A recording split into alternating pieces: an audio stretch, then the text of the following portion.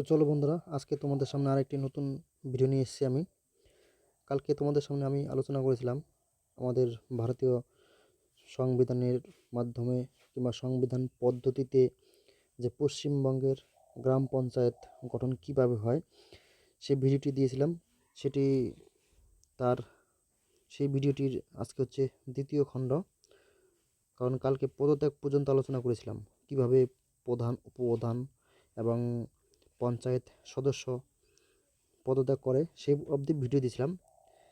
আর আজকে হচ্ছে তার পরবর্তী পার্ট। চলো দেখে নিচ্ছি এখানে কি কি আছে।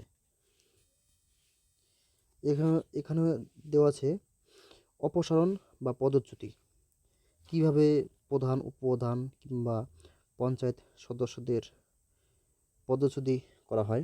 তো চলো দেখা যাক।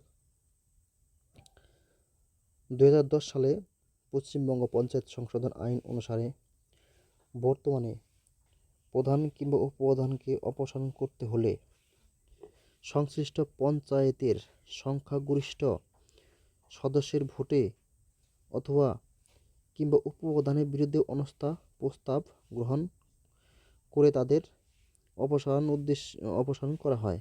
কারণ এখানে দেখো বলা হয়েছে যে 2010 সালে একটি আমাদের সংবিধানে একটি আইন পাস হয়। সেখানে প্রধান কিংবা উপপ্রধানকে অপসারণ করতে হলে ওই গ্রাম পঞ্চায়েতে সাপোজ দেখা গেলো 10 জন সদস্য আছে কিংবা 10 জন পঞ্চায়েত আছে, 10 জনের মধ্যে সংখ্যাগরিষ্ঠ, তার মানে 10 জনের মধ্যে দেখা গেল 8 জন একদিকে হয়ে গেছে আর 2 জন অন্য দিকে হয়ে গেছে। তো সংখ্যাগরিষ্ঠ যেদিকে থাকবে সেই ভোটের মাধ্যমে প্রধানের বিরুদ্ধে কোনো দুর্নীতি অভিযোগ কিংবা আরও অন্যান্য অভিযোগের বিরুদ্ধে অনাস্থা প্রস্তাব গ্রহণ করে তাদের অপসারণ করা হয়।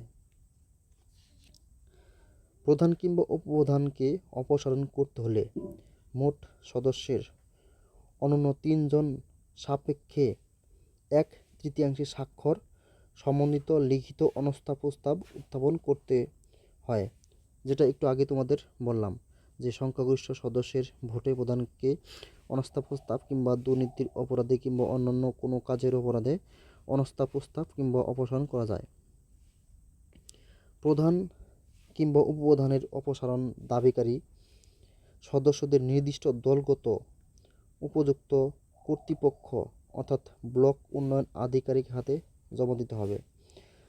যে সংখ্যাগরিষ্ঠতা দল নিয়ে কিংবা সংখ্যাগরিষ্ঠ কয়েকজন মিলে সেই গ্রাম পঞ্চায়েতের যে ব্লক আছে সেই সমষ্টি উন্নয়ন আধিকারিকের হাতে গিয়ে সেই প্রধান কিংবা উপপ্রধানের যে অনাস্থা প্রস্তাব সেটা ওখানে গিয়ে জমা করতে হবে, কিংবা রেজিস্টার্ড ডাকযোগে পাঠিয়ে দিতে পারেন, যেটা হচ্ছে পোস্টের মাধ্যমেও চিঠি করে পাঠিয়ে দিতে পারে। একই পদ্ধতি অনুসরণ করে সেই দাবিপত্রের প্রতিলিপি গ্রাম পঞ্চায়েতের কার্যালয়ে দায়িত্বপ্রাপ্ত আধিকারিকের কাছেও প্রেরণ করতে পারে। কারণ সেই দাবিপত্র কিংবা সেই দরখাস্তটি গ্রাম পঞ্চায়েতের যে আরও সরকারি আধিকারিক তাদের কাছেও সেই দাবিপত্র তুলে দিতে পারেন। এরূপ দাবিপত্র পাওয়ার পর যে কোনো কাজের দিনে অর্থাৎ ছুটির দিন বাদে সপ্তাহের 5 দিনের মধ্যে যে কোনো দিন নির্দিষ্ট তারিখ ও সময়ের তার দপ্তরে কার্যালয়ে তিনি পঞ্চায়েতের একটি বিশেষ সভা আহ্বান করবেন। এই সভা আহ্বানের জন্য অন্তত 7 দিন পূর্বে নোটিশ দিতে হয়। কারণ যে কোনো সভা হয়, সবার 7 দিন পূর্বে প্রত্যেকটা সদস্যকে নোটিশ দিতে হয়। আদালতের আদেশ বা নির্দেশ এবং অন্য বিশেষ কোনো কারণ ছাড়া এরূপ সভা মুলতবি বা বাতিল করা যায় না। কারণ যেহেতু 7 দিন আগে নোটিশ দিয়ে একটি সভা কিংবা মিটিং করার জন্য নোটিশ দেওয়া হয়, সেই মিটিংটি অন্য কোনো কারণে বাতিল করা যাবে না, যদি না সে আদালতের আদেশ কিংবা নির্দেশ বিশেষ কোনো কারণ ছাড়া।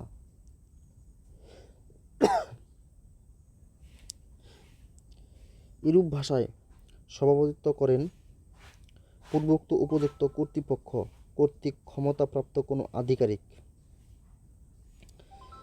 সভার গণপূর্তি অর্থাৎ কোরামের জন্য প্রয়োজন তৎকালীন মোট সদস্যের 50% উপস্থিত। কোরাম বলতে সেখানে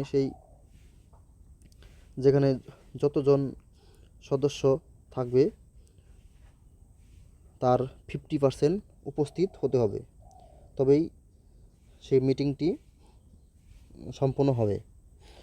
ওই সভায় সভাপতির কোনো ভোটাধিকার থাকে না, কারণ ওই সভার মধ্যে যে সভাপতিত্ব করবে কিংবা যাকে একজন সভার মুখ্য উপদেষ্টা হিসাবে যে সভাটা পরিচালনা করবে তার কোনো ভোটাধিকার থাকবে না যে আমি এই দিকে থাকবো কিংবা ওই দিকে থাকবো। সে নিরপেক্ষভাবে সভা পরিচালনা করবেন।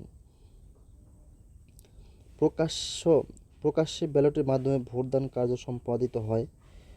পঞ্চায়েতের সচিব কিংবা তার অনুপস্থিতিতে পূর্বোক্ত কার্যনির্বাহী সভাপতি কর্তৃক ক্ষমতাপ্রাপ্ত কোনো আধিকারিক সবার কার্যবিবরণীর সারাংশ লিপিবদ্ধ করেন এবং তাতে সভাপতিকে স্বাক্ষর প্রদান করতে হয়। এখানে পঞ্চায়েতের সচিব বলতে কী বোঝাচ্ছে, পঞ্চায়েতের প্রত্যেকটা পঞ্চায়েতে দেখবেন সেক্রেটারি থাকে, সেই সেক্রেটারিকে এখানে সচিব হিসাবে বলা হয়েছে, কারণ সেই সচিবের হাতে সব কিছু লিপিবদ্ধ করা থাকে।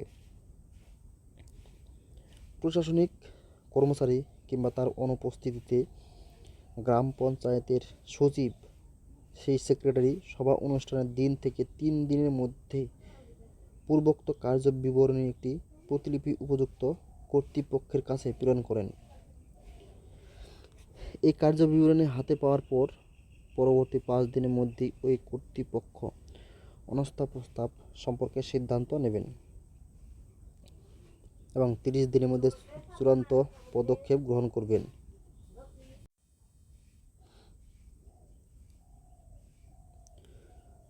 সে 30 দিনের মধ্যে চূড়ান্ত পদক্ষেপ গ্রহণ করবেন।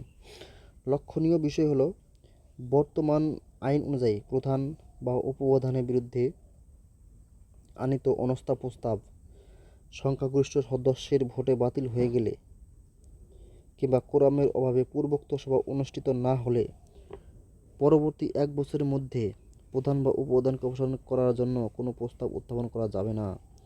কারণ বর্তমান যে আইন আছে সেই আইন অনুযায়ী আনীত প্রস্তাব সংখ্যাগরিষ্ঠ সদস্যের ভোটে বাতিল হয়ে গেলে তাহলে কোনো সংখ্যাগরিষ্ঠ প্রধান সেই প্রধানের পক্ষে ভোট দিয়ে দিল, সে কিংবা কোরামের অভাবে পূর্বোক্ত সভা অনুষ্ঠিত হলো না, পরবর্তী 1 বছরের মধ্যে প্রধান বা উপপ্রধানের বিরুদ্ধে ওই অপসারণ বা অনাস্থা প্রস্তাব আনা যাবে না কিংবা অনাস্থা প্রস্তাব করা যাবে না।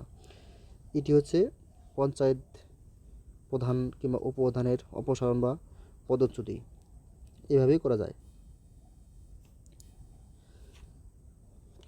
তারপর হচ্ছে ক্ষমতা ও কার্যাবলী, কারণ দেখবেন পঞ্চায়েত প্রধান কিংবা উপপ্রধান অনেক ক্ষমতা কিংবা কার্যাবলী থাকে। আমরা যতটুকু জানি যে শুধু এই পঞ্চায়েতের সার্টিফিকেট, ইনকাম সার্টিফিকেট এইসব কাজে থাকে, এসব ছাড়াও আরও অনেক কাজ থাকে। কারণ এখানে দেখো নির্দিষ্ট করে বলে দেওয়া আছে আমাদের ভারতীয় সংবিধান নিয়ে 1973 সালের পঞ্চায়েত আইন এবং 1981 সালের গ্রাম পঞ্চায়েতের প্রশাসন সংক্রান্ত নিয়মাবলী অনুসারে 1 নম্বর, গ্রাম পঞ্চায়েতের সিল, নথিপত্র, দলিল, দস্তাবেজ প্রভৃতি সংরক্ষণ করা। কারণ গ্রাম পঞ্চায়েতের একটি সিল অতি গুরুত্বপূর্ণ, নথিপত্র, দলিল, দস্তাবেজ, যাবতীয় কাগজপত্র এই সব সমস্ত প্রধানের দায়িত্বে রাখতে হবে। 2 নম্বর হচ্ছে আর্থিক ও কার্যনির্বাহী প্রশাসন পরিচালনা করা। আর্থিক ও কার্যনির্বাহী প্রশাসন পরিচালনা করা, কিভাবে কাজকর্ম চলছে এবং প্রশাসন যে সরকারি আধিকারিকরা ঠিকঠাক মতো কাজ করছে কিনা এগুলো সব তদারকি করা। গ্রাম পঞ্চায়েতের কর্মচারীদের এবং গ্রাম পঞ্চায়েতের কাজকর্মের জন্য রাজ্য সরকারের যেসব আধিকারিক ও কর্মী দেওয়া হয়েছে তাদের কাজকর্মের প্রশাসনিক তদারকি ও নিয়ন্ত্রণ করা। একটু আগে বললাম এইসব করাই তাদের কাজ। তারপর হচ্ছে 4 নম্বর কি বলছে, গ্রাম পঞ্চায়েত কর্তৃক নিযুক্ত কোনো আধিকারিক বা কর্মচারীকে অসৎ আচরণ কিংবা কর্তব্য অবহেলার জন্য সাসপেন্ড করা প্রভৃতি হলো প্রধানের উল্লেখযোগ্য কাজ। একজন গ্রাম পঞ্চায়েতে যে সরকারি আধিকারিক থাকে, সচিব, সহায়ক, সেক্রেটারি, এইসব যে আরও নানান ধরনের আধিকারিক থাকে, তারা যদি উপযুক্ত কাজ করতে না পারে কিংবা অসৎ আচরণ কোনো বাজে ব্যবহার করে, তাহলে তাদেরকে কিন্তু প্রধান সাসপেন্ড করতে পারে। প্রধানের এইটুক ক্ষমতা আছে, প্রধান সাসপেন্ড করতে পারে। তবে কাউকে সাসপেন্ড করা হলে গ্রাম পঞ্চায়েতের পরবর্তী সভায় তা অনুমোদনের জন্য পেশ করতে হয়। কারণ সাসপেন্ড করেছে তাকে, সে এই একটি সভা করে এইসব অনুমোদন দেওয়া হয় সবার কাছ থেকে। পঞ্চায়েতের অনুমোদন সাপেক্ষে প্রধান সংশ্লিষ্ট পঞ্চায়েত কর্তৃক নিযুক্ত কোনো আধিকারিক বা কর্মচারীকে 3 মাসের নোটিশ অথবা 3 মাসের বেতন দিয়ে বরখাস্ত করতে পারেন। এখানে 3 মাসের নোটিশ বা 3 মাসের বেতন দিয়ে তাকে বরখাস্ত করা যায়। প্রধানের এটুক ক্ষমতা থাকে। আরও আছে, তো আবার ছুটি না নিয়ে অনুপস্থিত থাকলে তিনি ওইসব আধিকারিক বা কর্মচারীর অনধিক 1 মাসের বেতন বাজেয়াপ্ত করতে পারেন। কারণ একজন সরকারি কর্মচারী যেহেতু গ্রাম পঞ্চায়েতে অনেক কাজ থাকে, দেখা গেলো ছুটি না নিয়ে 1 দিন 2 দিন করতে এরকম অনেক দিন কিংবা মাসের পর মাস আসছে না, ঠিকঠাক মতো আসছে না, সে প্রধান কী করতে পারে, তার বেতন বাজেয়াপ্ত করতে পারে। তাছাড়া রাজ্য সরকার কিংবা গ্রাম পঞ্চায়েত যেসব ক্ষমতা ও দায়িত্ব প্রধানের হাতে অর্পণ করবে সেগুলি তাকে সম্পাদন করতে হয়। কারণ একজন প্রধানের, বুঝতে পারছো, প্রধানের আন্ডারে সেই গ্রাম পঞ্চায়েতের মধ্যে যতগুলো গ্রাম থাকে সমস্ত গ্রামের দায়িত্ব তার হাতে থাকে। কারণ রাজ্য সরকার সেই পঞ্চায়েতের হাতেই সেই এলাকার কীভাবে উন্নয়ন হবে, কীভাবে কাজ হয় সেগুলোই দেখার জন্য প্রধান গঠন করা হয়। প্রধান যেসব কাজের দায়িত্ব লিখিতভাবে উপপ্রধানের হাতে ন্যস্ত করেন সেই সব কার্য যথাযথভাবে সম্পাদন করা উপপ্রধানের কর্তব্য। কারণ একটা পঞ্চায়েতে প্রধান আর উপপ্রধান দুটোই থাকে। কারণ যেহেতু প্রধান একা এতগুলো কাজ করা সম্ভব হয় না, তো সেই জন্য কী করে, প্রধান উপপ্রধানকে কিছু নির্দিষ্ট কাজ দিয়ে থাকেন লিখিতভাবে, যে আপনার এই কাজ করতে হবে। আর সেই উক্ত কাজগুলি উপপ্রধান নির্দিষ্ট নিয়মের মধ্যে করে থাকেন।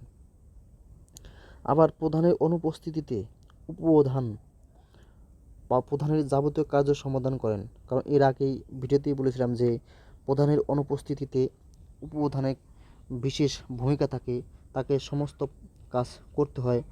তাছাড়া গ্রাম পঞ্চায়েত সাধারণ বা বিশেষ প্রস্তাবের মাধ্যমে যেরূপ নির্দেশ দিবে কিংবা নিয়মাবলীর মাধ্যমে রাজ্য সরকার যেরূপ সিদ্ধান্ত গ্রহণ করবে সেই মতো উপপ্রধান অধিকতর ক্ষমতা প্রয়োগ এবং অন্যের কার্য সমাধান ও দায়িত্ব পালন করবে। তো বন্ধুরা, এই হচ্ছে আজকের ভিডিও। তো নেক্সট হচ্ছে পরবর্তী ভিডিওতে নিয়ে আসবো অন্য একটি ভিডিও। তো বন্ধুরা, আমার ভিডিওটি কেমন লাগে তোমরা কমেন্ট করে জানাবে, যে এটা হলো না, ওটা হলো না, কিংবা কেমন লাগছে ভিডিও, সব কমেন্ট করে জানাবে, তাহলে আমি বুঝতে পারবো কিংবা আরও ভালো করার চেষ্টা করব। ঠিক আছে, চলো এই পর্যন্তই আজকে।